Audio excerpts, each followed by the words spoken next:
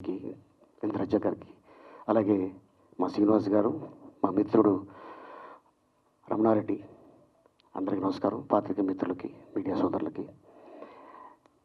యాక్చువల్గా ఈ సినిమాలో నేను యాక్ట్ చేయలేదు. తను రమణారెడ్డి కాలేజీ స్టూడెంట్ అని ఒక సినిమా చేస్తున్నప్పుడు హీరోగా ఒక అసిస్టెంట్ డైరెక్టర్ జనరల్గా కంపెనీ కార్లో వస్తారు, లేకపోతే స్కూటర్ మీద వస్తాడు.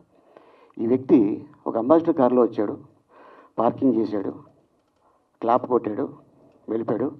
నెక్స్ట్ డే మళ్ళీ జీప్ వేసుకొచ్చాడు, క్లాప్ కొట్టాడు, వెళ్ళిపోయాడు. ఆ నెక్స్ట్ డే ఇంకో కారు వేసుకొచ్చాడు. నేను పిలిచా, ఇటు రావా నువ్వు, నీకేమైనా కార్లు బిజినెస్ ఉందా అన్న.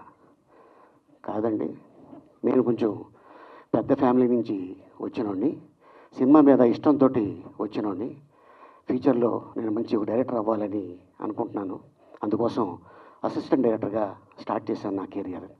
తర్వాత గతంలో తను ప్రకాష్ రాజ్ గారు హీరోగా ఒక సినిమా తీసి, తర్వాత ఇంకో సినిమా చేసే టైంలో సమ్ ఇబ్బందులు ఏదో వచ్చి ఇంకా ఇండస్ట్రీ వద్దు అనుకొని ఒకరోజు నా దగ్గరకు వచ్చాడు. ఇది ఆల్మోస్ట్ 22 సంవత్సరాల క్రితం, అంతేనా? అమెరికా వెళ్ళిపోతున్నాను అన్నాడు. ఏ అన్న? లేదు, ఏదో అనుకున్నా, నాకు అవకాశం లేదు. సరే నీ ఇష్టం, నువ్వు డిసైడ్ అయిపోయావు వెళ్ళిపోవాలని. వెళ్ళాడు. అద్భుతంగా తను అక్కడ ఫ్యామిలీతోటి అమెరికన్ సిటిజన్ అయిపోయాడు. వైఫ్, 2 పిల్లలు. వాళ్ళ పాప ఇప్పుడు అమెరికా ప్రెసిడెంట్ బైడెన్ దగ్గర అడ్వైజర్గా ఉంటుంది. ఆ అమ్మాయి వాళ్ళ పాప. ఎస్. సో అట్లాంటి ఫ్యామిలీ నుంచి వచ్చిన రమణారెడ్డి ఉంటుంది కొంచెం పొడుగు, మళ్ళీ వచ్చాడు. వచ్చి ఇప్పుడు ఒక సినిమా చేశాడు, అదే కామన్ మ్యాన్ పెళ్ళం, సీఎం పెళ్ళం. ఈ సినిమా షూటింగ్ స్టార్ట్ అవుతున్నప్పుడు తెలుసు, ఎప్పుడు ఫినిష్ అయిపోయిందో తెలియదు. నిన్న ఫోన్ చేసి, భయ్యా రేపు ఇలాగా అనగానే, ఎప్పుడు స్టార్ట్ చేసావు, ఎప్పుడు తీసావా? లేదు, అయిపోయింది, సినిమా అయిపోయింది. ఎవరెవరు ఆర్టిస్టులు అనగానే తను నాకు చెప్పారు, సుమన్ గారు, జయసుధ గారు, ఇంద్రజ గారు, అజయ్, మెయిన్ లీడ్ క్యారెక్టర్లు అందరూ. ఓ వెరీ గుడ్, సూపర్. ఏంటి కదా అని నేను గతంలో నాకు చెప్పడం జరిగింది. బట్ సినిమా ఇంత ఫాస్ట్గా చేస్తాను నేను అనుకోలేదు.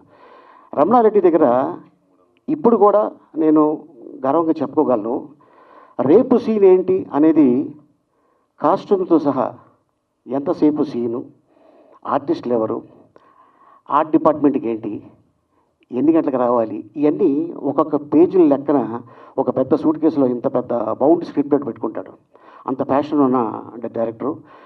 తను ఖాళీగా ఉంటుంది దేనికని హాలీవుడ్లో కూడా చాలామందికి ట్రైనింగ్ ఇచ్చి వచ్చినాడు.